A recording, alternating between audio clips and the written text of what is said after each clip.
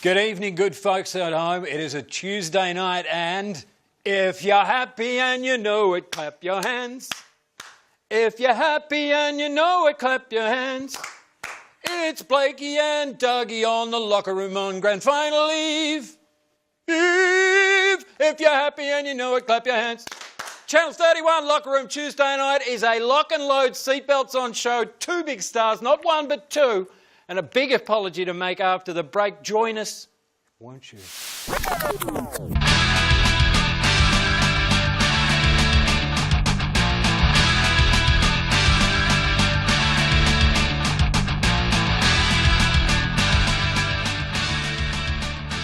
Welcome back, good folks at home. It's Tuesday night's Locker Room, Springthorpe Country Club, and thanks to them and our sponsors on Channel 31. Speaking of Channel 31, we are no BBC, but we do the best that we can. Apologies, we had Dean Hennessy's episode organised for last week. We've got a bit of a glitch in the system. Dean has been bumped to next week, but that's something to look forward to. I'm getting roused as I think about it. We've got two big guests tonight to talk about the Victorian Premier League Grand Final. We've also got Dougie HODGSON on board, but our guests are the key focus tonight, and I can tell you I am very, very excited to be sitting in the presence of one of the all-time greats, one of the 10 most exciting players to call on radio or television in my career, Goran Lozanovski. Welcome.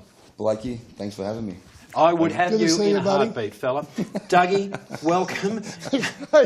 I'm sucking in here, Blakey. You really are. Can we do Doug's shirt first and get it out of the way? Try and get changed. Watching Doug get in that shirt, it was like a hippopotamus putting on a G-string.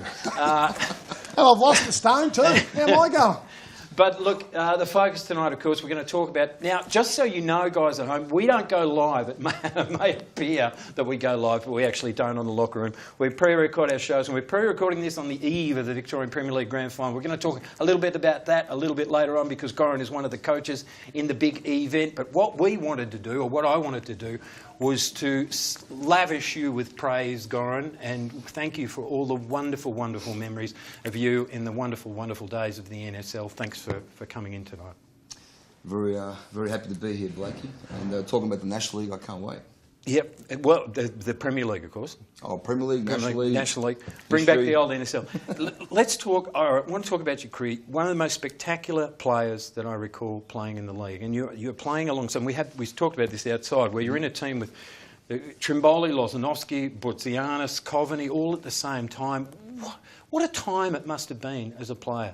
It was fantastic. And the timing for me to get to South Melbourne back in the 90s was awesome. Ange Postecoglou took over the club after Frank Garrock, and I never ever thought in my wildest dreams I'd end up at South Melbourne, but I did, and probably had the best 4 years of my career there. It was pretty spectacular. I mean, you timed your run particularly well because you also got the gig, a couple of years before that with Adelaide City. So you didn't go wrong in choosing your clubs along, through the 90s, really. Yeah, look, I was very fortunate. Obviously, I thank Preston for giving me the opportunity as an 18-year-old boy to get some National League experience back in the day, and probably played about 20-odd games at Preston. Unfortunately, Preston went down, and I had to find a club, and I was very fortunate to have Zoran Maric knocking on my door. Back in those days, he was a National League legend of a coach, and walking into an Adelaide City club which had players the likes of Alex Tobin, Viets, Damian Morris, Vidmars. It was the timing couldn't be better. How was training in there though, mate, Adelaide? Like, you went to over there with the boys, and what was it? How many seasons were you there at Adelaide before you pushed back over to the waters of here? Yeah, good question. I think it came to about 3 years. I think it was from memory. In my first year, I'd get there as 18-year-old kids, full of experience in the squad, and I was just in awe of all these guys. I think it was 6-7 Socceroos at that stage. So I was more than happy just to be training alongside them. 90-odd games in there though, mate, for them. How was training? Weren't there any nutmegs going on out there? No, there wasn't. I was just telling Blakey outside before, Zoran Maric was a very strict coach and a very robotic coach in the sense of everything was just repetitive. And you could see in the team, they all knew their jobs, and it was a fantastic time. And I went there just thinking I'd be part of the group, and started off round one. And I was probably the only under 20-year-old playing in the National League at that stage. Banged in 7 goals too, what was that? And the thing about Goran Lozanovski was, and forgive me for being patronising, but I'm really good at it, is that what you remember about Goran Lozanovski, he's not one of the best players I've ever seen, but he's one of the most spectacular. So amongst those 7 goals and the goals that you scored elsewhere, there was always 1 or 2 every season that were just bloody spectacular, Goran. If you just flash back in your head, and I'm sure you'd remember a couple, what were a couple of goals that particularly stand out in your mind where you just looked around and you owned the place, you know what I mean? Yeah, I mean, look, I think at South Melbourne, I probably created more goals than actually scoring goals. But there was one there against Carlton, and I'm pretty sure you could have been commenting on that game. I think it was the 4-4 draw. I scored a free kick against Dean Enciatis. I was probably a good 30 metres out, and I just bent it actually to the keeper's side. So that one there I can't forget. But you know, over the time, I only scored too many at Adelaide. In saying that, there was a couple of crackers, but with the national team, the Olympic team, there was a couple of goals as well. But yeah, majority of my goals were free kicks if I got them on target. Absolutely. But, did you have to blue with Butsianis? I was thinking the same thing. Yeah. Imagine those two at each other. No, you're right. Was it left or right, or was it saying, well, it's left footer, you can have it, right footer, I'll have it? Or I think it was whoever was more tired, don't take it. One of those. Or whoever grabbed the ball first. Yeah, one of those two, yeah. My ball, your ball. You'd actually see the two of them, because let's be fair, they were both free kick specialists that could do. Well, don't get me wrong, I mean, Con was just absolute freak with free kicks, and if he ever felt confident, I would never stand his way back in those days. But yeah, there was times in there, you know, we had our disagreements about who was going to take it, and a couple of times I won, and then he scored, and in the end I had to give up. So that was it. But yeah, Con was fantastic. I love taking free kicks, and I loved taking long range shots as well. Yes, I was a fan of those, because a lot of keepers didn't expect the unexpected. So all of a sudden, something out of the blue will come, and 9 times out of 10 I hit the woodwork more than go in, but when I did go in, it was fantastic. Yeah, you got to forgive the man love tonight, but Goran Lozanovski is our special guest, and again, as I said before, just one of the most eminently watchable players of that particular era in the 90s. Well, I do want to, and I'm sorry to talk over you, Doug, but I'm really fascinated. I still think that the high point of Australian domestic soccer was the period between about 88, 89 and 95, 96, when we had these wonderful clubs. We had Marconi, we had South Melbourne, Adelaide City, Melbourne Knights, and these were great clubs, and they were always in competition. We talk about the standard of the A-League, and I'm not trying to put it on the A-League. I know whoever on Facebook said that we just whine about stuff, we'll just get over it because I'm doing the show, so I will if I want to. Where do you stand when you look back now and you see how much great promotion the A-League's getting, but then you look at the quality of the teams and the players in that era? Yeah, look, it's a topic that's going to go on for a long time, I reckon. But in saying that, I think the A-League now being in a full-time environment is a lot fitter and stronger, and we all notice that. I think you don't have to see too much into that. But technically, I still believe we're actually gone probably a little bit backwards. Now, I don't know if that's the environment they're in, or it's maybe it's up to the individuals who are maybe working hard enough to obviously practice themselves and get to a better standard, a better level. So it's an argument that's going to happen for a while, but yeah, look, I think the skill has probably slightly dropped off. You had 250 games National League, Joe Marston medal when you were at South Melbourne, which is a great achievement. Went to Germany for a year. How'd you go in Germany, mate? Yeah, Germany was a great experience, but then in the end, I fell flat on my face. But it was disappointing that I only lasted 12 months in Germany. I was hoping to, obviously, I went there at the age of 27, hoping to actually finish my career in Europe, but it didn't sort of go that way. I sort of won't get too deep into what happened overall. But I was 27, so I was trying to get myself over there a little bit earlier if I could. But obviously injuries plugged me from getting myself over there a little bit earlier. So in the end, I got there at 27. So I was. But the bonus was the Wiener Schnitzel was exceptional. Yeah, yeah, absolutely. I love cramming. No, I don't like cramming. I don't like cramming. Go on the record. It's the locker room on a Tuesday night. Goran Lozanovski the first is 2 very special guests. We're running out of time. We're going to take a little break now while Dougie changes into something a little bit more comfortable and I can lay a bit more man love on Goran Lozanovski. Join us after the break. Yeah, what?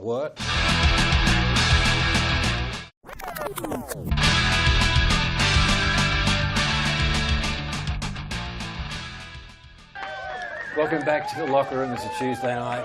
It is the eve in Channel 31 time of the VPL Grand Final. Once there was love, once there was affection, once there was kindredship. Our first guest tonight, Goran Lozanovski, won the Marston Medal in 1999, playing for South Melbourne Hellas against Sydney, Croatia, and scoring 2 goals. On that very same night was our second esteemed guest for the night, Johnny Anastasiadis. Johnny, welcome! How you guys having me? I would have you in a heartbeat. I've used that tonight already, but it's true. A threesome, I'm happy with that as well. In an appropriate setting, of course. John, it's fantastic to have you along. It's great to see you without hair. It just gives a whole new... Yes. But I don't know where I'm going with this, good folks at home, but you both shared that moment in the grand final together for South Melbourne Health, and then on this weekend coming, you're pitted head-to-head, mortal enemies, eye contact. It's Bentley Greens against Northcote City. Yeah, it was the fond memories of those grand final wins, and it was a great game that Sydney United won, because we were losing and then we got back up, and then Loza whipped in. I came on. I think I can't remember, was it 60th minute, 70th minute, and Loza whipped in a great free kick, and my first touch was a goal. Couldn't believe it. Couldn't dream of it. So, and then we went on from there. We won the game. It was a great win, great comeback, back to back. So it was really good for the club. And I think from there we actually qualified we went to Fiji after that, and we played for the FIFA World Club Championship, which we qualified. And then we had a fantastic trip to Brazil, which I think me and Loz will never forget. It was just So there's things that happened on the paddock or off the paddock? No, we were good boys. We were all good boys. It was, we were starstruck. I mean, being in Brazil on Copacabana Beach, and and then all of a sudden you're walking on the Maracanã, and it was something that we'll never forget. And we've been privileged to represent the only Australian club in such a prestigious tournament, which it's continuing on today, not in the same format, but it's continuing today, which is great to see. And just before, because I know Dougie's got that jersey on, he's changed jerseys during the break. We all got to see him semi-naked, which is something my retinas haven't recovered from. But Dougie, we're talking about JA's career. At 19 though, Johnny, you went to POAC, as we call it over there. You had 10 years overseas. Good And this is where, mate, I know this is it's not your shirt, but I like to put it on for your colours of Dougie's shirt. Colours are good. I brought the shirt that was for you. The one before that was for Loza, which obviously you wore, the Australian one, so it's good. Mate, overseas for 10 years. Obviously, they called you the Kangaroo. Could they make something original? Well, it was true. It was funny that in Greece they'd call me by my English name, Johnny. It was never Yanni, which is the Greek name. So it was quite funny. But it was a great experience for me. I mean, it was a life experience more than football, because we had a lot of issues with the club. We didn't have much success. There was Polk's probably the top four of the Greek league, and every year we'd qualify for UEFA championships, and we played some great teams. Like. Lo and behold, the first year I got there was, I remember being in the offices just prior to signing, and all of a sudden there's commotions everywhere, and we were in another room, and all of a sudden what's wrong? And we found out that we just got drawn with Napoli. Napoli had Maradona. And he could play a bit. He wasn't bad. I tell you, and, He was handy. And you come off from Australia, from Melbourne, and in your room you've got posters of Maradona. All of a sudden you'd be rubbing shoulders with him. So that was a great experience. Would you take that down? Obviously, 200 odd games. At that level. What was the highlight? Would you class that one as probably the best, or was there other one in there? No. I think there was other great highlights for me. I think playing in the big derbies against Olympiacos and Panathinaikos, they were massive. How many people, mate? Just for viewers? Our ground would be full all the time. Our ground only holds about 40,000, but it was like being 100,000 in MCG. It was so loud in it. But very passionate games. Really, I didn't learn much about football there, in the sense of tactically how things. You had to win. It was just about winning. Yeah. So it's a winning mentality there, because if you don't win, the coach gets sacked. That's just the way it is. Speaking about winning, your brother, you've banged in a couple past your brother on rare occasions. Yeah. What was you retired in 97, 98 final. 97, 98 you scored one past your brother. And then on your retirement you scored one past him at Wollongong. That's right. Yeah. How was the household that week? Well, I was married and so was he, so we didn't see each other for a couple of weeks. But Mum was a bit nervous, poor thing. But Dean was, he started off as a centre forward. believe it or not. Did he when really? He was a youngster. He'd have been he's a big boy too. Well, he wasn't that big all the time, mate. He grew the last few years while I was away. I don't know what he was eating, mate. Mum was feeding him proper. Big time. So, but he did quite well as goalkeeper, for the clubs he represented, and. But as a forward, I never looked at who was there, so I just wanted to. I hate goalkeepers. I've always said that. Highlight of a goal. What's your most memorable and famous one that's in the memory? It'd have to be the second goal of Sydney United with the header, because that goal there, believe it or not, was a rehearsed move at training, and Loz will vouch for that. That we would do that sort of movement at training, and it just worked perfectly, and I was lucky enough to be in that position on the back post, and it was a diving header. Was it lucky or was it basically tactical? I'm going to go tactical, and basically nothing John Anastasios did on a football paddock was accidental, Doug Hodgson. I agree with you. You wouldn't understand that because your career was a complete train wreck from start to finish. We are running out of time, which really sucks. I've mentioned this before. We just don't get enough time with these people. We're going to be back after this break with something spectacular. I think it's a sound and light show. And there's an appearance by Bon Jovi. If you believe that, you believe anything. See you after the break. What?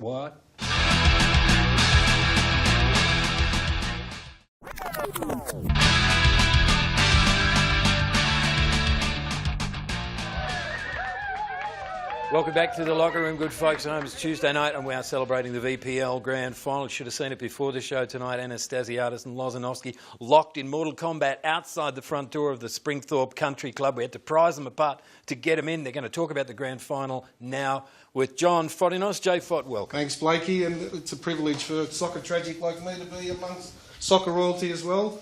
But I want to talk to the guys about finishing their playing career and, of course, how we both got into coaching. So, John, how did you get into it and what motivated you to? Well, I really didn't want to get into coaching, but it's a usual thing when you finish playing. You always say, I don't want to get into coaching. And for some reason, someone's pushed me in there. Actually, my best man's father was a president of the Yarraville Soccer Club, and he asked me to come and try and be a player coach. So I said, yeah, all right, I'll do it. I mean, just because it's a club that has to do a lot with my family and so on. So went there and started from there, and then I knew that playing I wasn't going to last long because you can't play a coach. It's just too hard to do. So I took the road of coaching from there, and then I got more involved in it. Did my C licence and B licence, and obviously the South Melbourne job came up. When I took over South Melbourne, there was nothing there. It was everyone had disappeared. So I took it over, and it was we did okay the first year. I think we ended up third, and then we won it in 2006, and then that was that. So and then I thought either you got to sort of go along with it and keep getting better at it and trying to be a career coach, and I thought or just stay in the leagues and the lower leagues and just sort of enjoy it more than anything. And I took the decision that I want to be a career coach, and I've tried to better myself as much as possible. And obviously, there are a lot of examples around in our game today. You got Ange, you got Arnie, you got Popovic too, who've come into us. So they're all great people to look up to. And and that's basically what we want to do. And I think Loz is the same. But we love the game so much. We're passionate about it. If we don't continue the legacy, then it will die eventually, because we know the game was going through a rough period, but now it's on the straight road again, and we hope to be part of that road for a long time coming. Okay, and Goran, you of course finished up at Preston as a coach, and you ended up winning the title, I think, in the year after Johnny took South Melbourne to the top. Exactly. Yeah, I was explaining to Blakey earlier on tonight. When I actually retired from playing football, I was probably out of the game for about a good 6 to 8 months, and I really missed it. And I really wanted to get myself back into a team environment. And I thought, well, how other way can I do it? Get myself into coaching. So I went out to good old Williamstown in Division 2. I did a whole of pre-season, and obviously my door opened up at Preston, and that's where my career started. I remember that was a big year for Preston, because they came from way back in the ladder there to snatch the title that year. No, it wasn't that. My first year, we ended up. I actually got to the club. We were sitting about second last, and we just missed out in the finals. And the following year, we ended up starting the season off -3 and That's right, I recall finished that, minor premiers. So it was a fantastic year, and that's where my coaching career started. And then from there, you went, of course, to Hume afterwards, I believe. Yeah, I had a bit of a journey with Hume, and ended up at Bentley Greens prior to Johnny going there as well. So I've been chopped and changing a few clubs here and there. It's a tough job out there, the gig, and Johnny knows how it is. And gents, with the final this week, it's a... Hang on, Johnny, I'm in the middle. Just for you guys knowing, I'm basically the umpire. If you start bluing you two, I'm here to make sure that you two don't punch on. I'm the bloke going to make sure you're okay. Mate, let me go with Johnny. FFV at 1 o'clock today. I've pulled that cup that you two are playing for this week. It's a big cup, FFV. Thank you very much for your support of the VPL. It's going to be a big game this weekend. Thanks for letting us have the lend of this cup. And one of you boys are going to have your hand on that on Saturday, and we wish you luck. But Johnny, roll them into it. No fighting either, you two. I was going to say, it's amazing because the boys coached, of course, other clubs to titles within a year of each other. They're coaching clubs now that have never made it to a VPL Grand Final. So there's an amazing sort of symmetry there happening. And, of course, don't forget, folks, it's at 1 o'clock. And just as of interest this year, they've had one win apiece during the season and finals and a draw. So it's very difficult to split them. So, boys, best of luck for the game, and hope it's a great game. 1 p.m. this Saturday at the Amy Stadium. By the way, though, we cannot go into technical decisions here because I'd like to know if you're playing a 3-5-2 or 4-4-3 or what we're going to do, but we won't put you on the spot. But what can we expect, guys? We all fit? Johnny? Yeah, we're all fit. All the boys are raring to go, apart from Luke O'Day, who unfortunately pulled a hamstring, so he was out for a couple of weeks now anyway. So, but everyone else is fit and raring to go. Couldn't get you any bonuses there, buddy. But how are you looking anyway this week? How are you looking? We're in the same boat. We've also got Dean Piemonte, who's been one of those stars throughout the year, and he's been missing the last 4 or 5 weeks. So we'll reassess in the next couple of days and see if he's going to be part of our group on the weekend. From the locker room, guys, you've got it live, exclusive, big weekend of football, VPL final. Coming your way, and they've been the locker room. And they've been the best 2 sides all year, so it's a deserving final, and let's hope it's a great game for all the Victorian football public out there. Well, there you have it, good folks at home. The grand final will have been run and won by the time you see this episode of The Locker Room on a Tuesday night. It's been really, really special to have these 2 wonderful, wonderful men and great champions of the game, Goran Lozanovski and John Anastasios, in the studio for The Locker Room tonight. And look, the way it is, it's grand final, it's all on the line. One of them will walk away a winner, the other will just walk away. Watch me wipe the tears. Seatbelts off, show's over. See you next week on The Locker Room.